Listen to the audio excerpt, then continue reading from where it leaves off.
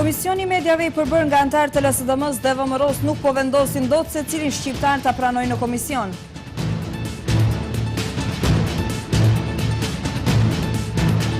Ministri jashtëm grek Nikos Kocias dhe homologu i tij Nikola Popovski as që e kanë zënë në gojë çështjen e emrit gjatë takimit të tyre në Shkup.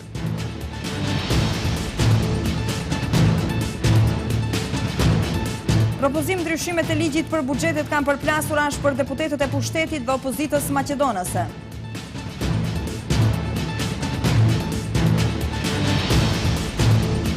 Familjet e prekura nga vërshimet e vitit të kaluar në Shipkovicë të Tetovës ende nuk janë dëmshpërblyer tërësisht.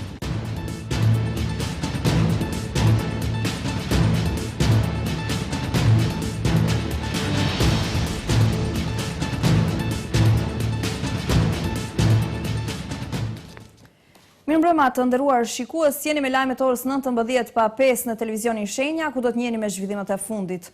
Qeveria e Maqedonisë përkrah qeverinë e zgjedhur demokratike në Ankara dhe ka sjellë vendim në pajtueshmëri me legjislacionin tonë.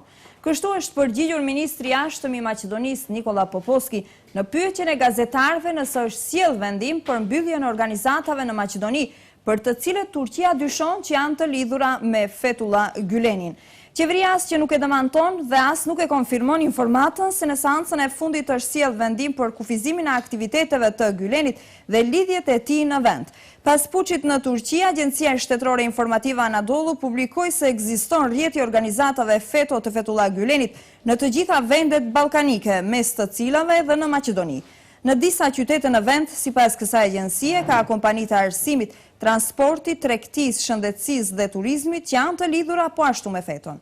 Sipas agjencisë, të parët në listë janë shkollat fillore dhe të mesme Yahya Kemal në Shkup, Tetov, Gostivar, Strug dhe Strumic. Pastaj Avoria Zaman, Maqedonisi dhe organizata SEDEF, e cila mban kurse në gjuhën turke. Mes kompanive në listën e zezë janë edhe Agjencia Turistike Bashak, Kompania për Transport Rainbow dhe brendi marketeve Evar që gjendet në Shkup. Jo zyrtarisht mësohet se ministrat shqiptar nga radhët e BDI-s kanë mbështetur kolegjin Yahya Kemal të Gülenit. Нашиот став беше и ќе биде дека Македонија. Qëndrimi ynë ka qenë dhe do të jetë se Maqedonia do të mbështesë në mënyrë demokratike institucionet e zgjedhura në Turqi dhe në këtë drejtim do të bashkëpunojë me qeverinë e Turqisë në ndihmë të arritjeve të qëllimeve të tyre, por sigurisht në drejtim të interesave tona.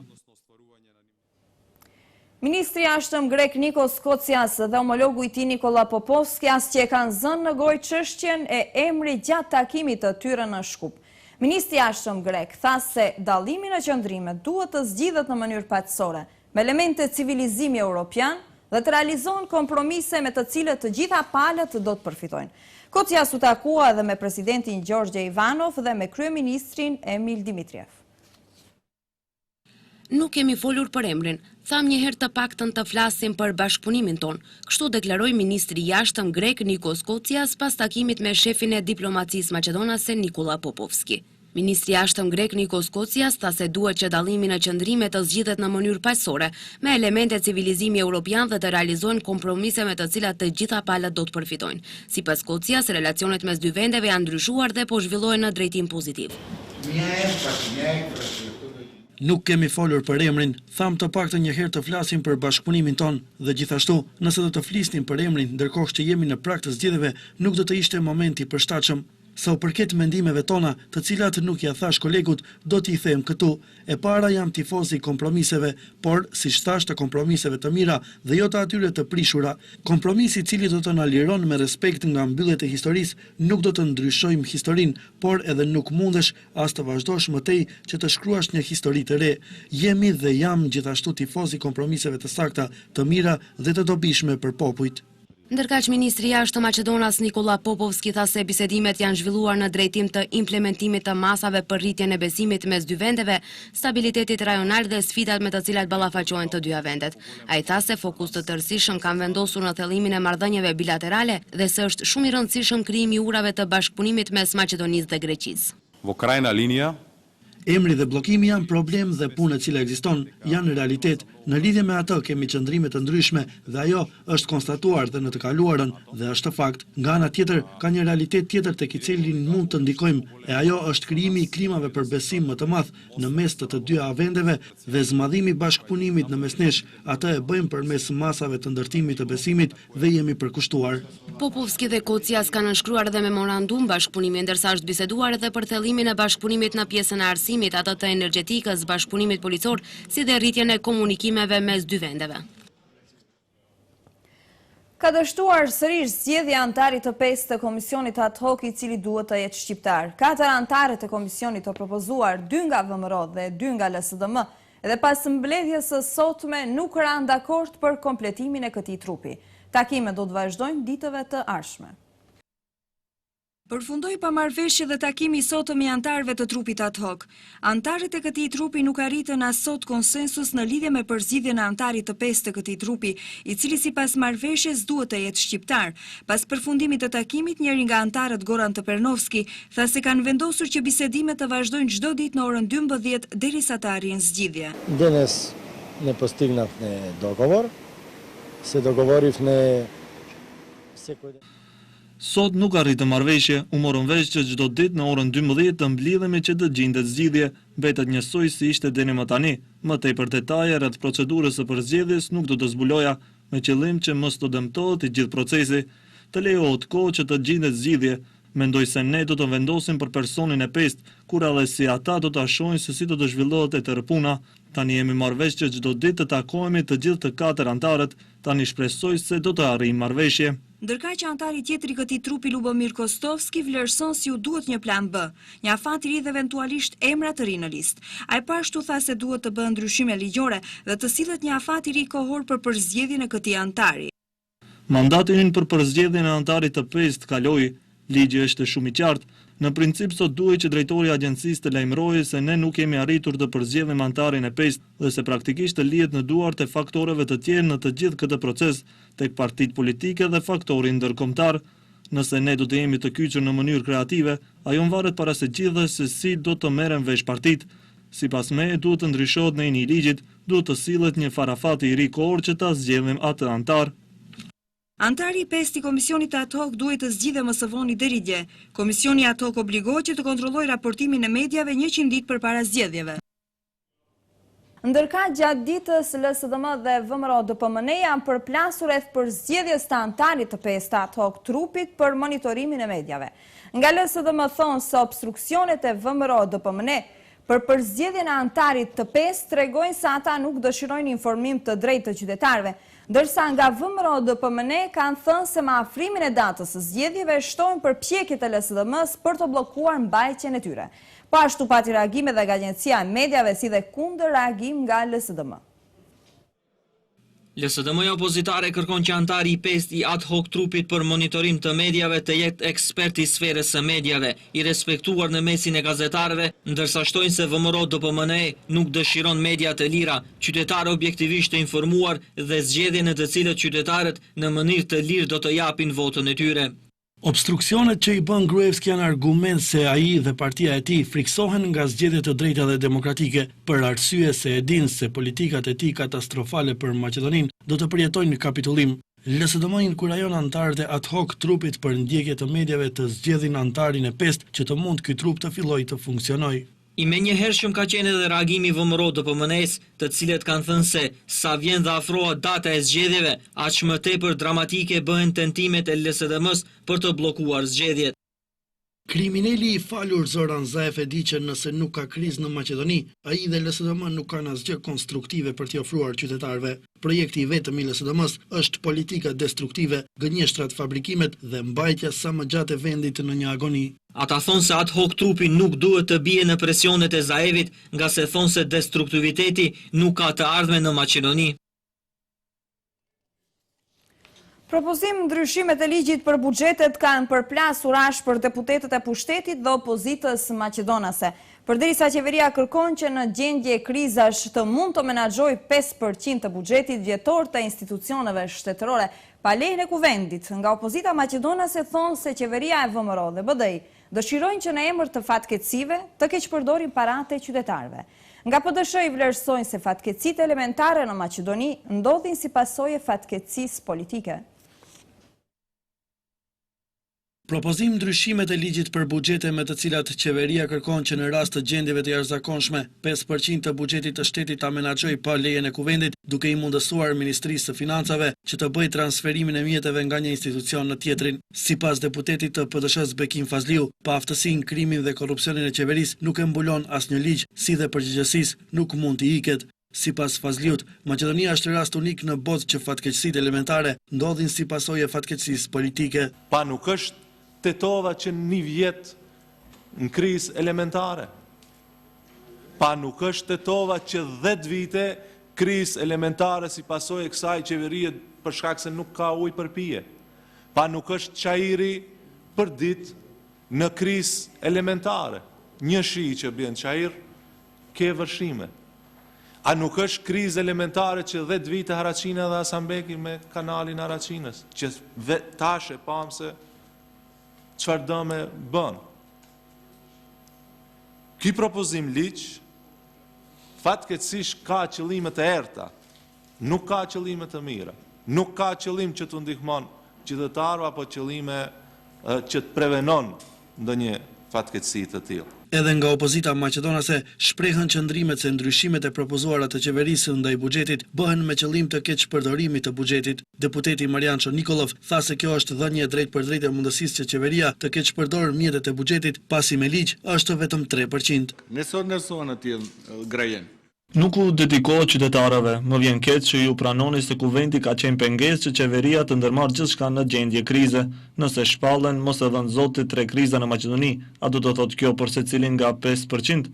Kush do ta garantojë se nuk do të ketë keqpërdorime në arsyetimin gjendje krize? Por deputetët e VMRO të PMN-s mbronin qëndrimet e qeverisë se propozim ndryshimet bëhen në interes të qytetarëve. Deputeti Krsto Mukovski potencoi se opozita ka mekanizma të kontrollojë pushtetin se si e menaxhon buxhetin. Edhe ne si parti në pushtet dhe ju si opozit, posaçërisht si korrigjues tanët, keni 1 milion mekanizma dhe mënyra të ndryshme të kërkoni ku janë harxuar ato mjete dhe pse, madje edhe konkretisht, cili organ shtetëror, cila ministri, sa ka harxuar e kështu me radhë. Opozita mban qëndrim se nuk guxon të menjanohet parlamenti nga çdo ndryshim që i bëhet buxhetit, madje kuvendi duhet të jetë edhe pjesë e projektimit të buxhetit të shtetit. Vazhdojmë edhe me lajme tjera. Spitali i Tetovës ka reaguar ndaj denoncimit të pacientit për mungesë të mjekëve kujdestar në këtë spital. Nga spitali kanë akuzuar pacientin se nuk kanë ndjekur udhëzimet e infermierëve, ndërsa deklaratat e tij të dhëna një ditë më parë i kanë quajtur të pavërteta. Një ditë më parë Kasam Kasami, prindi një pacienti, akuzoi repartin e kirurgjisë së spitalit të Tetovës se nuk ka pas mjek kujdestar për t'i dalë në ndihmë djalit të tij që ka qenë shumë i sëmur. Spitali Klinik i Tetovës ka reaguar pas rastit të kronikës së publikuar dje në TV Shenja, në të cilën Kasam Kasami, prindi një pacienti, denoncoi për mungesë të mjekëve kujdestar në këtë spital në repartin e kirurgjisë. Nga ky spital, thonë se menjëherë pas paraqitjes së rastit në drejtori është formuar komision për hulumtimin e rastit.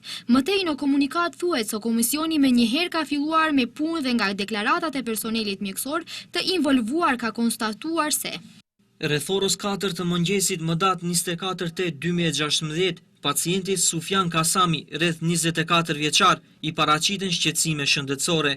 Nga reparti oftalmologjisë me shoqërim të motrës medicinale kujdestare, Sufjan Kasami drejtohet në repartin e kirurgjisë në katin e parë, njësia A, ku nga motra medicinale kujdestare udhëzohen të ngjiten në katin e dytë, njësia B, ku kujdestar janë doktor Kastriot Haxhirexha dhe doktor Xheladin Elezi.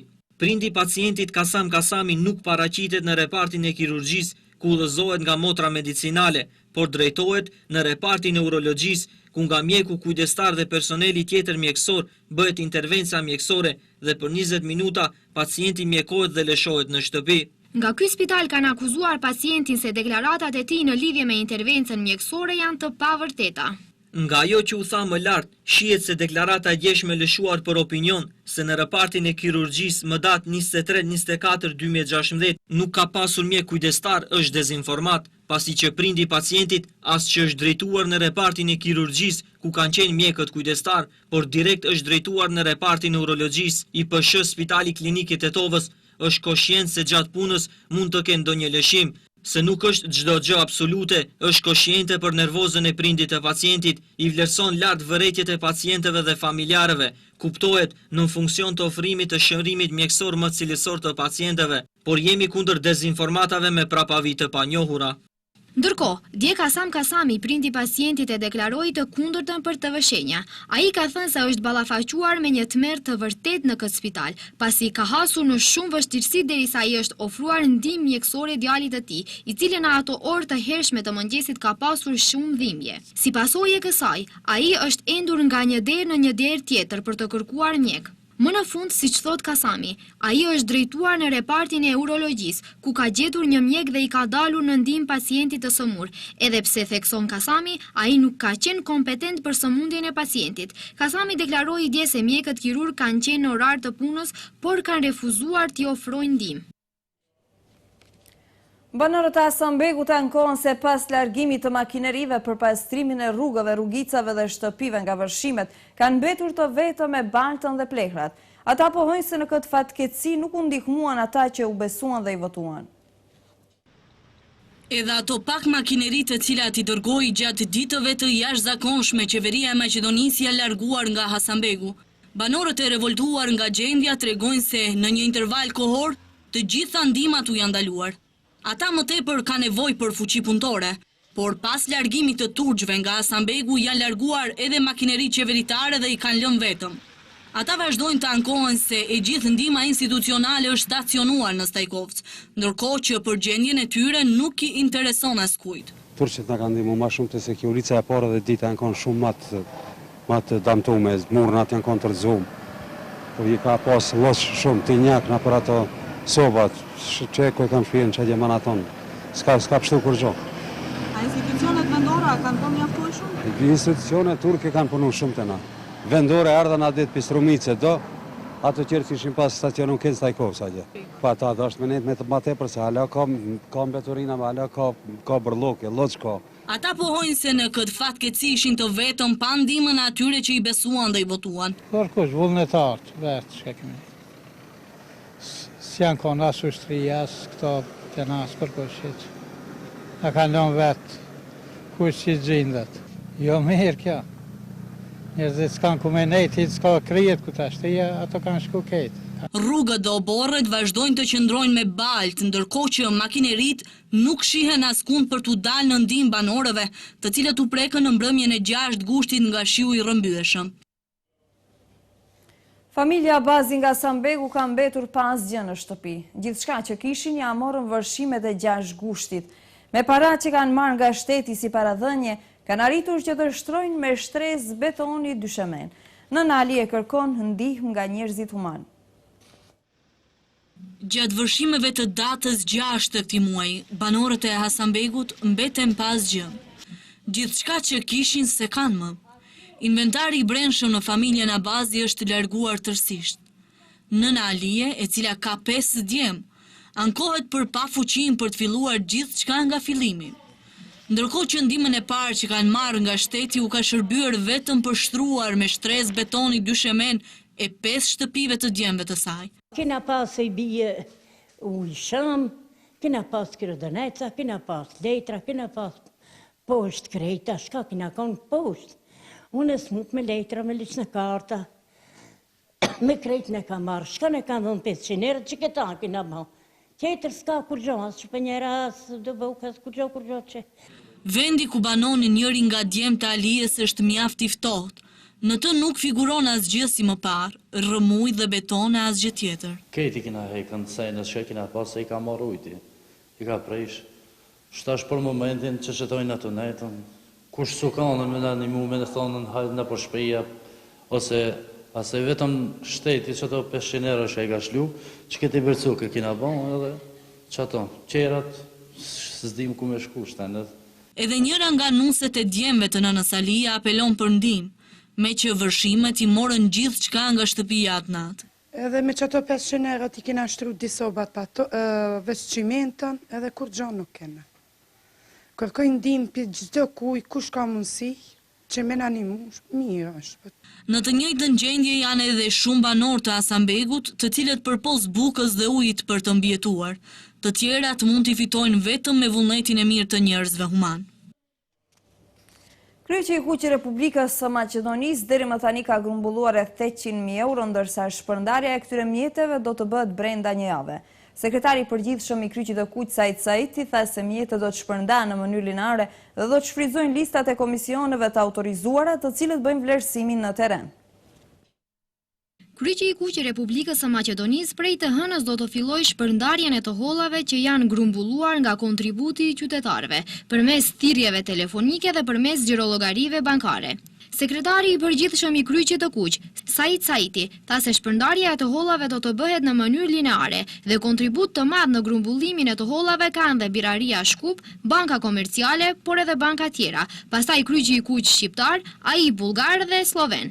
Ndërsa kontribut për shpërndarjen e të mirave materiale të deritanishme që më së shumti kanë dhënë janë Kryqi i Kuq austriak, italian, europian, Federata Ndërkombëtare e Kryqit të Kuq e të tjerë. Me mbarimin e aksionit ditën e hanë, do të konstatohet gjendja në llogaritë të dedikuara për atë aktivitet, gjendja definitive, edhe duke i shfrytëzuar domethënë listat të cilat ndërkohë do të shpresoj se ne do të shfrytëzojmë listat e komisioneve përkatëse, komisioneve të autorizuara të cilat e bëjnë vlerësimin në terren. U përcaktuam për mënyrën lineare të ndarë, do thënë çdo familje e prekur, çdo familje që rezulton të jetë e prekur do të merr shumë të barabartë të hollave. Sipas sekretarit Saiti, shpërndarja e të hollave do të bëhet përmes xhirologarive të secilës familje, ndërsa sasia e tyre do të bëhet e ditur ditën e hënë, kur të finalizohet shuma definitive të hollave, ndërsa shpërndarja lineare, përveç se përfshin çdo familje, përfshin edhe çdo vend të prekur nga vërshimet e 6 gushtit, pa marrë parasysh etnitetet që banojnë aty. Sipas tij, Kryqi i Kuq në vazhdim do të realizojë edhe 2 projekte tjera, që nënkuptojnë përkrahje psikologjike, psikosociale për personat e prekur nga vërshimet. Në bashkëpunim me shkollat, të cilat janë 6 në rajonet e prekura, domethënë do të zhvillohen aktivitete të tilla. Në mënyrë plotësuese nëpër shkollat në atë rajon do të formohen klube të Kryqit të Kuq ashtu quajtura, në të cilët me nxënësit, me fëmijët e atij rajoni do të punohet në ngritjen e vetdijes për mbrojtje nga dukuritë natyrore siç ishte kjo. Edhe një aktivitet tjetër planifikohet në atë rajone me pushtetin lokal, edhe me pushtetin vendor, me përfaqësuesit e bashkive lokale, me qytetarët, përsëri do zhvillohen aktivitete që do të nënkuptojnë rritjen e rezistencës të popullatës ndaj dukurive natyrore të këtij lloji. Kryqi i Kuq i Republikës së Maqedonisë deri tani ka grumbulluar rreth 800.000 euro, ndërsa shpërndarja e këtyre mjeteve do të bëhet brenda një jave. Kurse sa i takon aktivitetit për shpërndarjet e të mirave materiale, do të vazhdojë edhe gjatë 3 muajve të ardhshëm. Familjet e prekura nga vërshimet e vitit të kaluar në Shipkovicë të Tetovës nuk janë dëmshpërblyer akoma tërësisht. Banorët ankohen se disa kanë marrë dëmshpërblime të vogla, ndërsa disa nuk janë dëmshpërblyer akoma. Përveç shtëpive, shumicës së banorëve janë dëmtuar edhe tokat me të mbjellura. Kanë kaluar më shumë se një vit nga vërshimet në fshatin Shipkovicë të Tetovës dhe fshati akoma nuk është rimëkëmbur tërësisht nga dëmet që kanë lënë pas këto vërshime. Akoma ka shtëpi që nuk janë prekur dhe nuk janë rikonstruar që nga ajo periudhë. Banorët e këtij fshati ankohen se edhe pse morën premtime, institucionet nuk i dëmshpërblyen tërësisht familjet e prekura nga kjo fatkeqësi. Në disa shtëpi kanë marrë, ka pak, kanë marrë sa për me u bani trajdare. Shtëpiat marrojnë ala kërku s'ka marrojsh. Kanë dhënë 5.000, ku 10.000. Atua ka gja për e shkit, kërku t'i ka marrë. Sa është shkallë për marrë. Nuk ka vlad, s'ka komisjon, s'ka parti. Ku djenë ku është? Trakovski djenë ku është ajë. Aljametit në rënazhive, ajdudve. Po do kanë marrë parë, është ajo unë si di, do kushoj knaqët, do kushtoj knaqët, e kuptosh. Kjo më trajeme që këto, ka shumë dëmë, e kuptosh i ka ra, krejt jashkep, me shpaj, me mashën, me kit, me ata garajën, i kanë dhënë 1.000 euro. Dëmë shpërblim, ajo ka 20-30.000 euro shteje. Përderisa kam informata, jo të gjithë. Jo të gjithë. Këmbet, ka disa që ka në kohën akoma se si kanë marrë, s'ka marrë dëmë shpërblimet se i dohet. Por, sa doket pak kanë dëmë shpërblim. Pak kanë dëmë shpërblim. Përveç shtëpive, një numri të madh të familjeve u janë dëmtuar edhe tokat me të mbjellura dhe që atëherë nuk mund të punohen më. Ata kanë paraqitur dëmet, megjithatë nuk janë dëm shpërblyer. Kënë kurse e pa anë, se kanë vlerësohu hiq, e kuptush. Me 250 euro gjithë bëjsh të kalzëm të mu. A kalzëm? A bëhët dripon? 4 drona kështon e kënë shku. Drona are 10. Tua ka kita mbush me kepa. Me gurës, i thuani, me zao. Qyteti i Tetovës me fshatrat përreth vitin e kaluar u përfshin nga vërshimet e cilat shkaktuan viktima në njerëz dhe dëme shumë të mëdha materiale. Në punësit policor në Maqedoni, në një automjet transportues të llojit Iveco me targa regjistrimi nga Shkupi, kanë gjetur 47 persona migrantë nga Siria, Iraku, Pakistani dhe Afganistani, ndërkaq që është arrestuar shoferi me inicialet NS38 nga Republika e Serbisë. Pas kontrollit të kryer të automjetit, janë gjetur 47 persona migrantë nga Siria, Iraku, Pakistani dhe Afganistani. Personi nësë së bashku me migrantët janë arrestuar dhe mbajtur në stacionin policor në Gotim për procedurë të mëtuqeshme. Nga ana e gjykatës të procedurës paraprake, shtetasi serb është shqiptuar masa e paraburgimit në kohë zgjatje prej 30 ditësh. Autoritetet ngritën kallëzim penal kundër personit nësë për shkak të ekzistimit të dyshimit themelor për kryerje të veprës penale trafikim migrantësh, njoftoi Ministria e Punëve të Brendshme.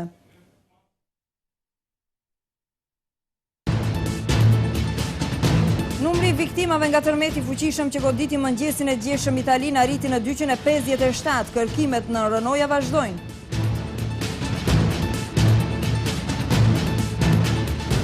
Sulmohet autokolona e kryetarit të partisë PK, ku si pasoi një ushtar humbi jetën.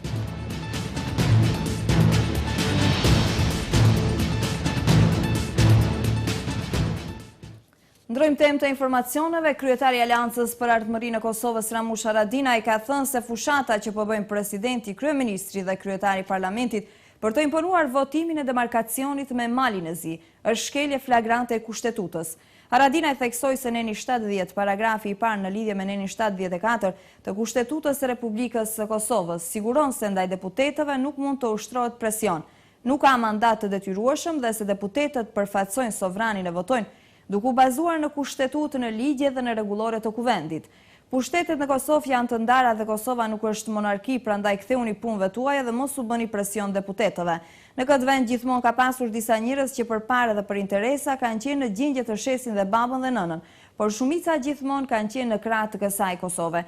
Deputetet e Kosovës nuk janë nënshtruar shantazheve as në kohën e Miloševićit dhe kanë ditur që edhe në rrethim, edhe formalisht që nisin themelet e kësaj republike dhe Ekson Haradinaj. Kryetari i AK-s tha se Kosova do të ketë kufit e saj pa i marrë dhe pa i dhënë askujt. Numri të vdekurve nga tërmeti që tronditi Gje Italin ka arritur në 257, kjo sipas një bilanci të fundit të publikuar nga Departamenti i Policisë Civile. Të pastrehet janë me mira, ndërkohë që vazhdojnë të gërmot për të gjetur të mbijetuar. Më tepër se 4300 persona po përdorin makineri, apo dhe duart e tyre për të hequr rënojat me shpresën për të gjetur akoma njerëz të gjallë. Nuk ka të ndalur rritja e numrit të viktimave nga tërmeti fuqishëm që goditi mëngjesin e djeshëm Italin. Raportohet se numri të vdekurve ka arritur në 257. Kjo sipas një bilanci të fundit të publikuar nga Departamenti i Policisë Civile. Viktimat janë 190 në Ratino dhe 57 në Ascolano. Mes tyre ndodhen edhe fëmijë. Të pastrehet janë me mira, ndërkohë që vazhdohet të gërmohet me shpresën për të gjetur të mbijetuar. Mira persona janë angazhuar në operacionin e kërkim shpëtimi gjatë natës. Shumë njerëz besohet se ndodhen akoma në rënoja, ndërsa më tepër se 4300 persona po përdorin makineri apo dhe duart e tyre për të hequr rënojat me shpresën për të gjetur akoma njerëz të gjallë. Shumë prej viktimave janë fëmijë. ka deklaruar ministri italian i shëndetësisë dhe frika është se bilanci i viktimave do të vijojë të rritet. Mes viktimave tashmë është konfirmuar edhe një emigrant shqiptar, ndërsa 7 të tjerë janë të lënduar. Kryeministri italian Matteo Renzi u ka bërë thirrje qytetarëve të qëndrojnë së bashku në këtë tragjedi. Ai gjithashtu vizitoi zonën e prekur nga tërmeti. Gërmimet nuk janë ndërprerë gjatë gjithë natës në Amatricia, Shumoli, Pescara del Tronto dhe Kuata, ndërkohë janë ngritur kampe strehimi për 2500 të pastre. Qendra Sismologjike Europiane ka raportuar se në më pak se 24 orë nga tërmeti i parë, edhe një tërmet tjetër ka goditur Italinë qendrore. Tërmeti i tyre ishte me magnitud 4.5 balë sipas shkallës Richter që preku kryesisht zonën e Marche në Lazio. Janë publikuar pamjet e para nga qyteti i Arabulusit pas marrjes nën kontroll nga ushtria e lirë siriane, raporton agjencia Anadolu. Forcat speciale operacionale të forcave të armatosura të Turqisë në bashkëpunim me ushtrinë e lirë siriane dhe forcat ajrore të koalicionit ndërkombëtar kundër organizatës Daesh nisën ditën e djeshme një ofenziv për rimarrje nën kontroll të qytetës kufitare me Turqinë Jarabulus. Në kuadër të këtij operacioni të koduar mburoja Ufratit është bërë mundur marrja nën kontroll e qytetit. Pamjet e para të publikuara tregojnë qendrën e këtij qyteti të kontrolluar nga ushtria e lirë siriane.